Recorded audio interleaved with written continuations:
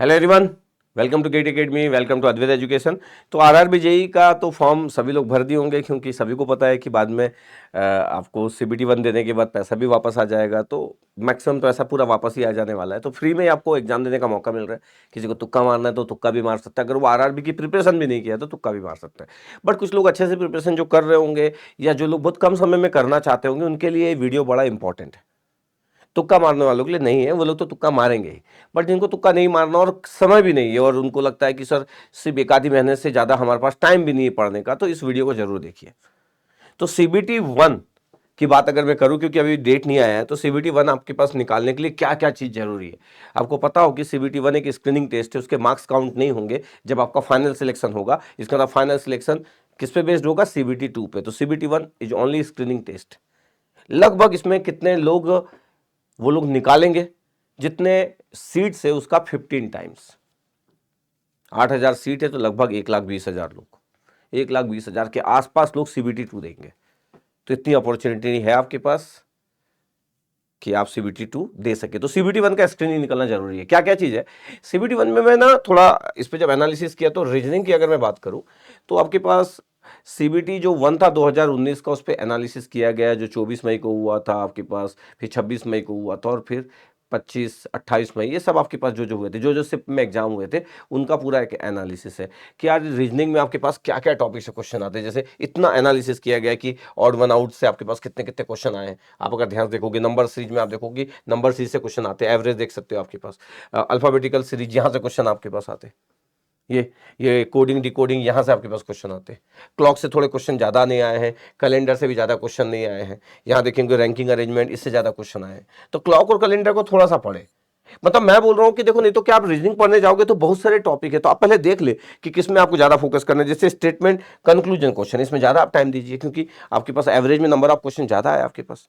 अब blood relation पे आपके पास 2019 में एक भी क्वेश्चन नहीं आया, क्योंकि रीजनिंग जब आप पढ़ने जाते हो तो इंडिया के डिफरेंट एग्जाम की बात करते हो कि सब में क्या क्या आता है। ये एक ओवरऑल एनालिसिस है कि आरआरबी 2019 में आपके पास क्या क्या आया था, तो किन किन डायरेक्शन में आप जा सकते हो। आपको पता है डायरेक्शन वाले पार्ट में ये वाला पार्ट आप कवर कर सकते हो। तो जस्ट आपके पास है। तो मेरे को लगता है कि शुरू के अगर मैं 4-5 टॉपिक की अगर बात करूं कि क्या क्या इंपॉर्टेंट है, तो ये बड़ा इंपॉर्टेंट है कि odd one out, number series, alphabetical series, coding decoding, ये बड़ा इंपॉर्टेंट है, यहाँ से क्वेश्चन आए हैं। अब अगर मैं मैथ्स की बात करूं, तो मैथ्स में ध्यान से अगर आप देखोगे तो नंबर सिस्टम से हमेशा से क्वेश्चन आते हैं।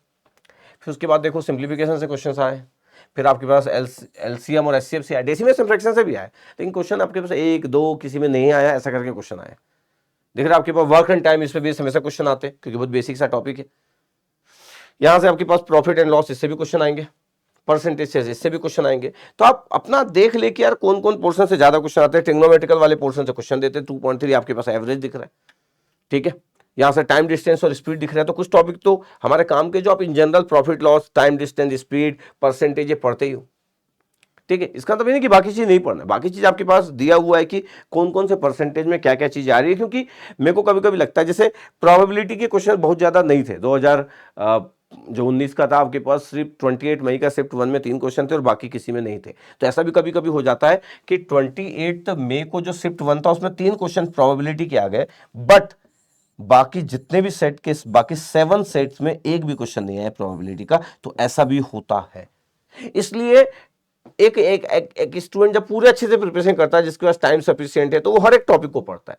लेकिन इतना रिस्क फिर लेना पड़ता है जब आपके पास टाइम कम है, जब आपको कम समय में कवर करना है, तो फिर आपको इंपॉर्टेंट टॉपिक पर फोकस करना पड़ेगा। और जो क्वेश्चन आते हैं वो भी बड़े बेसिक क्वेश्चन आते हैं, और कुछ क्वेश्चन तो थोड़े से टफ आएंगे, तो इट्स ओके, वो तो कंसिडरेबल है। लेकिन जो एकदम इजी क्वेश्चन आएंगे वो तो सबसे बनना चाहिए। तो ये आपके पास मैथ्स में था। जनरल अवेयरनेस में आपके पास करंट अफेयर्स पे क्वेश्चन देख सकते हो। करंट अफेयर्स वाली चीज़ों पे आएगा ही question. India geography, Indian geography वाले इस पे क्वेश्चन आएंगे। कल्चर ऑफ इंडिया, इस पे क्वेश्चन आते हैं। यहाँ पे देखो सबसे इंपॉर्टेंट है कि स्पोर्ट्स वाला पार्ट है। स्पोर्ट पे सबसे ज्यादा क्वेश्चन आए हैं। स्पोर्ट पे सबसे ज्यादा क्वेश्चन 2019 में 28 मई को तो 5 क्वेश्चन आ गए थे एक सेट में। 24 मई को शिफ्ट 1 में 3 क्वेश्चन आ गए थे। ठीक है। इन्वायरमेंटल इशू इन कंसर्न, इसमें ज़्यादा क्वेश्चन बनते नहीं, इसलिए इसमें क्वेश्चन कम दिख रहे हैं आपको। 0.6 आपके पास एवरेज है।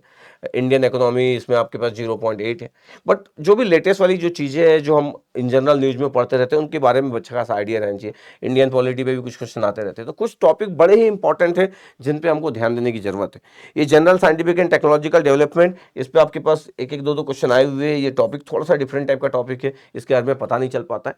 तो ये इंपॉर्टेंट पार्ट जो है आपके पास, इसमें करंट अफेयर्स वाले पार्ट को बड़े अच्छे से कवर करना, ज्योग्राफी वाले पार्ट को कवर करना, culture of India is very important, और sports is very very important.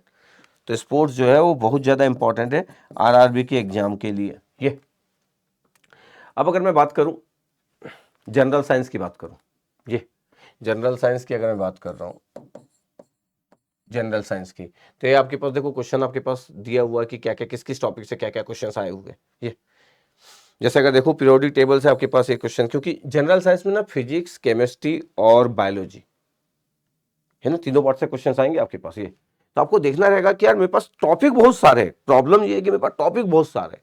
जब टॉपिक बहुत सारे हैं तो मेरे को देखना रहेगा कि कौन कौन सी जगह से क्वेश्चन आते हैं। जैसे अगर मैं बोलूं कि ऑप्टिक्स से, तो एक इंजीनियर ऑप्टिक्स वाली चीजों को थोड़ा भी पढ़ लेगा, साउंड और वेव से क्वेश्चन आते तो पढ़ लेगा। हाँ, इस जगह पे थोड़ा इलेक्ट्रॉनिक्स वाले को फायदा हो सकता है जब वो इसकी बात करते हैं। जब हम फिजिक्स की बात करते हैं तो सबसे ज़्यादा फायदा जो होगा वो किसको होगा, क्योंकि 12th का फिजिक्स जो होता है वो इलेक्ट्रॉनिक्स इलेक्ट्रिकल को बहुत एडवांटेज होता है।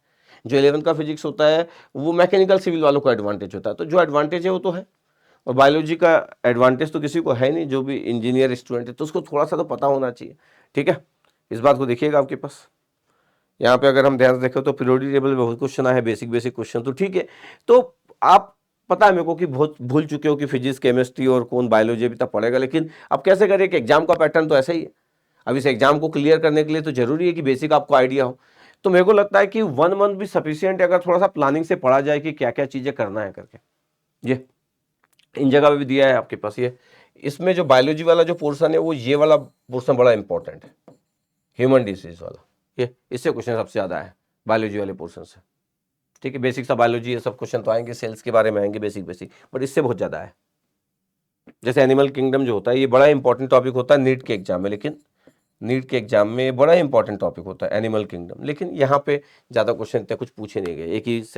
एक ही 26 में शिफ्ट 1 में पूछा गया था, बाकी में तो पूछा भी नहीं गया था। इसलिए मैं पूरा एवरेज करके दे दिया हूँ कि किस में कितने क्वेश्चन पूछे गए थे, जिससे कि आपको एक आइडिया पता चल जाए। क्या आइडिया पता चल जाए, किन टॉपिक्स को किस तरीके से पढ़ना है, किन टॉपिक पे केयर करना है, किन टॉपिक को आप अवॉइड कर सकते हैं। हाँ, ये मैं नहीं बोल रहा हूँ कि जिन टॉपिक पे कम क्वेश्चन आए उस पर इस साल भी कम ही क्वेश्चन आएंगे, ऐसा नहीं बोल रहा हूँ, लेकिन कुछ तो आपको हार्ड डिसीजन लेना पड़ेगा, कुछ तो आपको रिस्क लेना पड़ेगा, क्योंकि टाइम कम है। अगर आपको लगता है कि नहीं सर टाइम मेरे पास है, तो फिर पूरे टॉपिक को आप कवर करोगे, क्यों किसी टॉपिक को छोड़ोगे। थोड़ा थोड़ा तो इंट्रोडक्शन पढ़ ही लोगे हर टॉपिक का थोड़ा। अगर आपको आरआरबी एकदम क्लियर ही करना है, स्क्रीनिंग टेस्ट के बाद फिर आपको सीबीटी 2 में भी जाना है, तो फिर आप थोड़ा सा प्रिपेयर रहोगे आरआरबी के अकॉर्डिंग। लेकिन स्पेशली वो स्टूडेंट जो गेट की प्रिपरेशन कर रहे हैं, जिनके पास टाइम की कमी है, उनको स्मार्ट स्टडी करना पड़ेगा। उनके स्मार्ट स्टडी में ये एनालिसिस इंपॉर्टेंट हो सकता है कि मैं क्या पढ़ूं क्या ना पढ़ूं। तो जितना आप ध्यान रखें कि क्या पढ़ना है, उतना ही ध्यान रखें कि क्या नहीं पढ़ना है, और आपका स्क्रीनिंग टेस्ट निकल जाए। एक बार स्क्रीनिंग टेस्ट निकल गया ना, तो उसके बाद थोड़ा ज्यादा समय दे देना आप सीबीटी 2 के लिए, क्योंकि वो फाइनल सिलेक्शन की बारी होगी। इसलिए सभी लोग सीबीटी 1 तो अटेम्प्ट कीजिएगा ही, क्योंकि फ्री में एग्जाम देने को मिल रहा है। सीबीटी 1 अगर आपको किसी के थ्रू प्रिपेयर करना है, तो हमारा जो गेट एकेडमी का जो कोर्स है सीबीटी 1 का, वो है 499, इसमें आप परचेस कर सकते हो। और सीबीटी 1 और सीबीटी 2 दोनों का मिला के 777, चाहे आपकी जो भी ब्रांच हो, इलेक्ट्रॉनिक्स हो, इलेक्ट्रिकल हो, सिविल हो, मैकेनिकल हो, 4 ब्रांचेस की बात कर रहे हैं, तो फिर 777 है सीबीटी 1 प्लस सीबीटी, और सीबीटी 1 का 499। आपकी चॉइस है, लेना है नहीं लेना है, सब आपकी चॉइस है। ये रिटर्न नहीं है, गवर्नमेंट का जो फीस है वो रिटर्न होगा। ये तो हमारे कोर्स का प्राइस हुआ, ठीक है, मिनिमम प्राइस है, बट फिर भी आपकी चॉइस है। तो मेरा काम था एक बार बता दूं कि यार देखो, ये आप एनालिसिस इसलिए आपके लिए कर दिए गए कि कोई अगर सोचे कि मेरे को क्या पढ़ना है क्या नहीं पढ़ना है, तो थोड़ा सा केयर कर लिया जाए। ऐसा एनालिसिस आपको इन जनरल मिलेगा नहीं, हर जगह इतना डिटेल में दिया नहीं होगा, बट फिर भी मेरे को लगा कि मैं आपको थोड़ा सेपरेट करके दे दूं कि आपके काम की चीज़ है, और यही 4 चैप्टर आपको पढ़ना है, ये 4 ही चैप्टर है आपके पास। ठीक, तो आप अपना प्लान इसके अकॉर्डिंग कर लीजिएगा। ठीक, मैं रिसोर्सेस नहीं बता रहा हूँ, रिसोर्सेस आपको सिलेक्ट करना पड़ेगा। अगर हमको फॉलो करना है गेट एकेडमी को तो यस यू कैन, आपको नहीं फॉलो करना है अगेन इट्स योर चॉइस। ठीक है, ओके, थैंक यू।